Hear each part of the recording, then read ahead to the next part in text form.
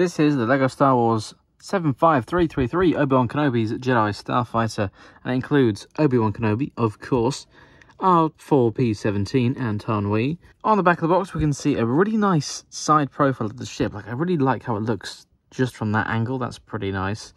And, well, yeah, it's got a stud shooter. That's kind of the only real play feature to this set, and the storage compartment for the rest of your astromech. Inside the box, we get 3 numbered bags, 1 instruction booklet, and 1 sticker sheet, which is larger than I expected. And here you can see how the 3 bags are divided into little subsections, with 107 steps across 96 pages. But of course, the main thing you're paying for is obviously Obi-Wan's Jedi Starfighter. So, first impressions, it looks pretty good. I think they did a nice job of capturing the overall look and feel of the ship. And there's a nice balance between the white and the dark red portions, which are mostly pretty accurate. Of course, you do have your stud shooters on either wing. Yeah, take it or leave it. I guess if you could not include them on the build, but it might look a little bit plain without them. You could just kind of take that piece off and have it like that. Not too bad if you're not a fan of stud shooters. There are a lot of stickers included in the set, so every detail like this, that. They're all stickers. They're not prints, unfortunately, which is a bit of a shame. And I'm surprised that the Republic logo here isn't a print, but yeah, that's just another sticker as well. Yeah, they're stickers. Yeah, there is one print included, and that is the little console piece inside the cockpit there, but that's about it. Little bit disappointing. The ship does feature some landing gear, mostly at the front, and then the back just rests on these inverted slopes and the rounded plate on the bottom, but I feel like it's a little bit wobbly. And I've come up with a way that can kind of change that, but I'll show you that later on. Here you got your little turntable to fit your astromech head on there. Obviously you can't fit the whole astromech in the wings just like it is in the movie, but LEGO have a solution for you to store the rest of the body, so let me just grab that. So your astromech head can sit on there nicely, looks pretty good, and then you can store the body in this storage compartment just by lifting this up. Only attached with a couple of studs, and it can fit nicely in there. And as you can see, look, it's wobbling. So we can pop that in like this, or line the legs up. And that just clips in like there.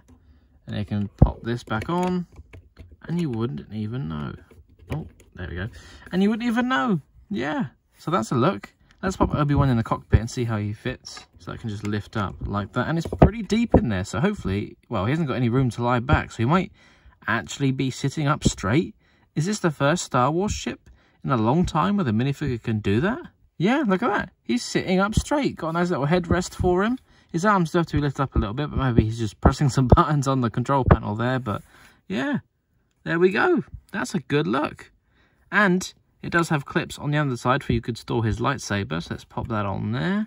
So while you're swooshing this around, you can still keep that safe. Although I wonder if you can fit the hood piece in there as well, because otherwise, where's that going to go? So will this fit in there? No, probably not. And you can't really clip this onto anything. You can't fit it in the cockpit. What about if I put it on the back of the... Would it fit? Oh, okay, well, it can go in the cockpit, but then it looks like there's another person behind him. Although at least you can still keep hold of it, I guess, but they probably should have made the storage compartment bigger so you could fit that in there as well. My favourite angles of the ship are from the side on like this. I think it looks quite good, but potentially it's a little bit too tall at the back here. I'm not sure. I've seen a few people on Rebrickable who have kind of come up with different modifications to lower it and things, and I considered doing it. I still might, but it does involve kind of rebuilding the whole centre portion of the ship, and especially if you look at it from this angle, how skinny it is here, and then just straight and tall and a little bit blocky, but I think, you know, they've got that dart dagger style of shaping going pretty well. Another unfortunate thing is the gap between the wings here. I feel like you could fix that with some modified plates with the little rail on. Pop those on the underside. That could probably close up the gap a little bit better. And I think I'll definitely be trying that modification out for myself. And here's what it looks like from the back, with some engine detailing as well.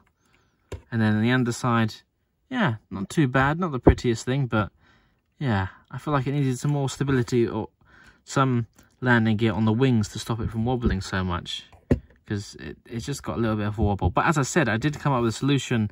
I don't know if I'm the first one to do this, but if we just take this off, using all the original pieces, then we can just kind of lower this forward a little bit, like so.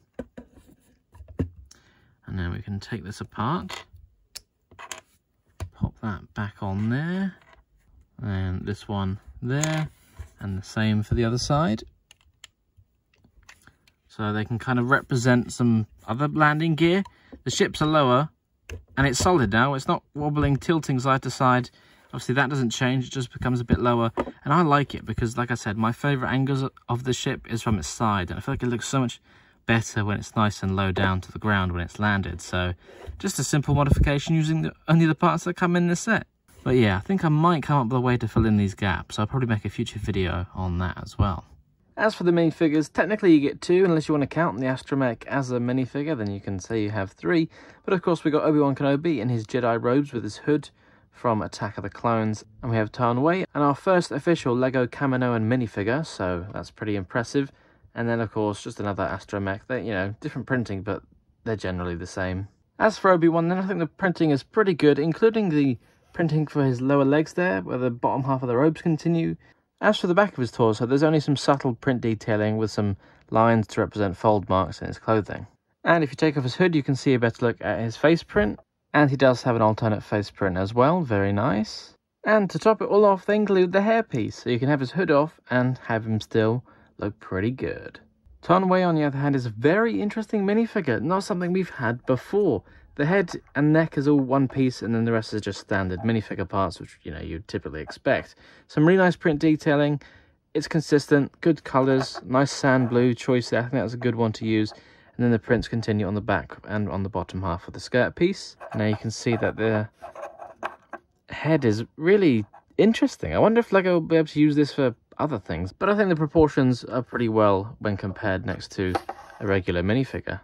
And lastly, we do have our astromech with only printing on the front of the main body, nothing on the back, but I think honestly this should be printing on the back as standard these days. I'm surprised they go, you know, they've started to do it for R2-D2, but there are still some other astromechs that don't get printing on the back. Should be standard, Lego. Do it.